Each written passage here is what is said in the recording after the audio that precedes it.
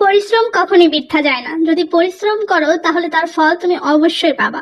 কিন্তু পরিশ্রম যেটা এমন একটি গাছ যার সারা গায়ে হচ্ছে কাঁটাযুক্ত একটা গাছ, আর ঠিক তার মাথায় রয়েছে ফল। যে কোনো কাজে বা যে কোনো জিনিস পালতে হলে অনেক অনেক ধৈর্য ধরতে হবে, অনেক অনেক সময় নিয়ে অনেক অনেক কষ্ট করে অনেক অনেক এফোর্ট দেওয়ার পর কোনো একটা ভালো রেজাল্ট করার আশা করা যেতে পারে। আর আমি সেটা বুঝতে পেরেছি এই পাখি পালতে গিয়ে যে কত রকমের খাবার দিতে হয়, আবার কখন কি খাবার দিতে হবে, কখন সফট ফুড দিতে হবে, এবং এরা কবে ডিম পারবে সেই আশা নিয়ে, কবে বাচ্চা দিবে সেই আশা নিয়ে বসে থাকতে হয়। তবে যদি ধৈর্য ধরো তুমি একটা সময় অনেক বড় ফল পাবে। আর এই যে দেখো কষ্টগুলো, অনেক অনেক দিন ধরে আমি এই ডিমের খোসাগুলো জোগাড় করেছি বা একটা একটা করে খুব সুন্দর করে ধুয়ে রোদে শুকিয়েছি। কারণ শুধু একটাই, কারণটা হচ্ছে ওই যে বললাম ধৈর্য।